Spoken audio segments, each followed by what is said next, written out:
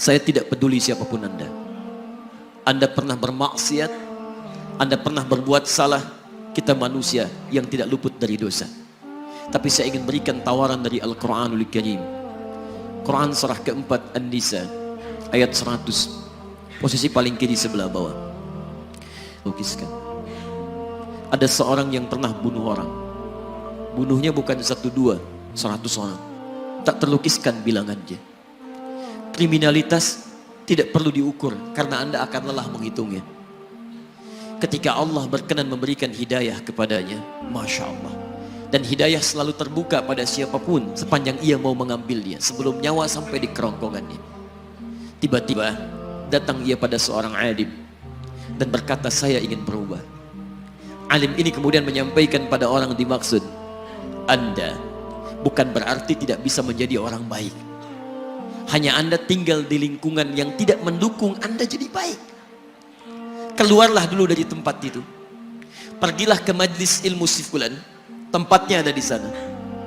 Datang ke sana, belajarlah, dan Allah akan bimbing Anda berubah dari keburukan menjadi orang yang terbaik. Didengarlah nasihat alim ini.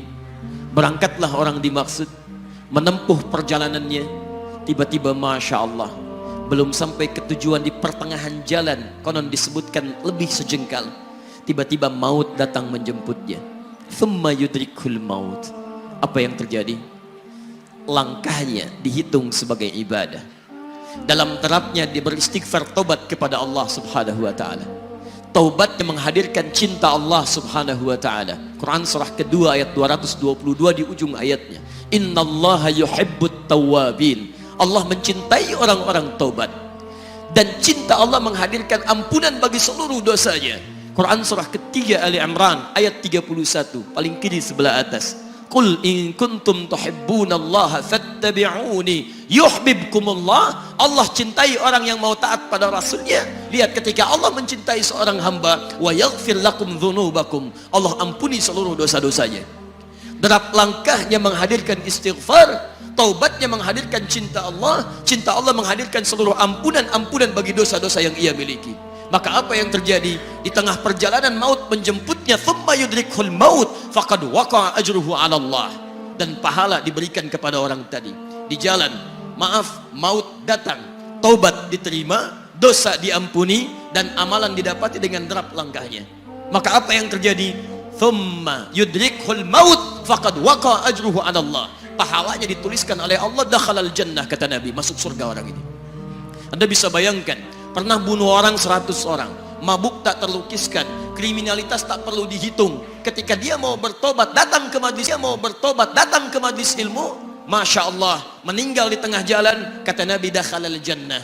Bertobat diampuni dosanya, derap langkahnya ada pahalanya, dakhalal jannah. Turun ayat untuk melukiskan tawaran yang sama kepada kita. Wa may yuhajir fi sabilillahi yajid fil ardi muraghaman katsiran was'a.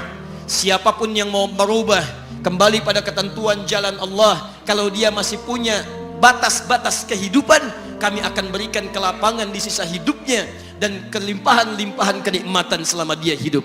Wa may yakhruj min baitihi muhajiran ila Allahi wa rasuli. Namun bila ada di antara mereka baru ingin berhijrah, ingin berubah jadi lebih baik dalam pandangan Allah dan Rasulnya, tiba-tiba thumma yudrikul maut, baru keluar dari tempat dia tinggal, belum sampai ke tempat dia belajar, datang maut menjemputnya. Faqad waqa'a ajruhu 'ala Allah. Kami terima semua amalnya, kami ampuni dosa-dosanya, dan kami tuliskan namanya di dalam surga. Bila 100 orang saja yang pernah dibunuh oleh orang ini, pernah bunuh 100 orang, mabuk tak terlukiskan, kriminalitas tak terhitung, mau berangkat ke majlis ilmu, tak sampai ke majlisnya, meninggal dia, bisa masuk surga. Masa Anda yang tidak pernah bunuh orang? Ada yang pernah bunuh orang di sini? Boleh angkat tangan? Ada polisi di sini, langsung saya sampaikan insyaallah. Anda gak pernah bunuh orang, Anda tidak pernah mabuk, Anda tidak pernah berbuat kriminalitas seperti orang dulu. Salah, wajar, tapi pintu tobat terbuka untuk kita semua.